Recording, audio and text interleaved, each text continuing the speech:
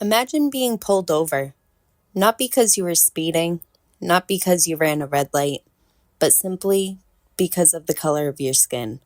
For millions of Black and brown Americans, this isn't imagination, it's reality.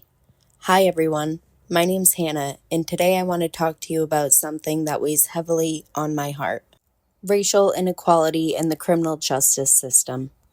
This topic isn't just statistics and laws, it's about people. It's about families broken apart, lives disrupted, opportunities taken away. It's about injustice that isn't accidental, it's systemic. The more I've studied sociology and read real stories, the more I realized the criminal justice system doesn't treat everyone equally, and that's a problem we can't afford to ignore. Let's take a quick look back. After slavery was abolished, the U.S. didn't suddenly become racially fair. Instead, laws like Black Codes and Jim Crow enforced racial hierarchies through arrests and imprisonment. Michelle Alexander, in her groundbreaking book, The New Jim Crow, argues that mass incarceration has become a new system of racial control. In fact, the war on drugs disproportionately targeted Black communities, even though all races use drugs at roughly the same rate. Today, Black Americans make up about 13% of the U.S. population, but 33% of the prison population, according to Sawyer and Wagner. Latinx individuals are also overrepresented. This isn't coincidence, it's part of a pattern. A 2021 study published in Criminology and Public Policy found that Black defendants are significantly more likely to be detained before trial, receive longer sentences, face harsher charges than white defendants, even after controlling for other factors, according to Kudelatz.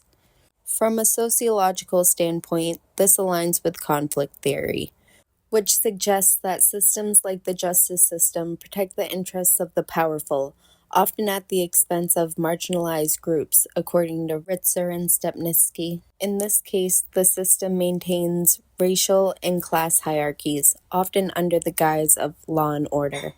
The impacts are devastating. A felony conviction can mean losing the right to vote, being barred from jobs, or being denied housing.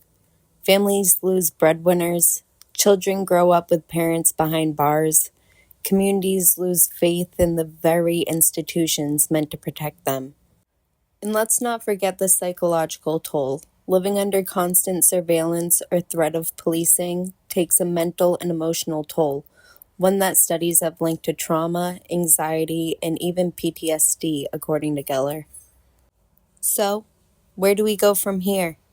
There are solutions: bail reform, ending mandatory minimums, investing in community-based alternatives to incarceration, and pushing for police accountability.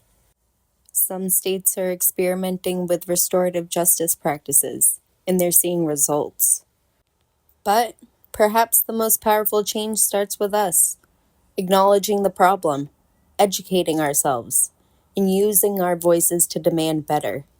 Racial inequality in the justice system is not just a Black issue or a brown issue, it's an American issue, and we all have a role to play in fixing it, because justice isn't justice if it's not for everyone. Thank you.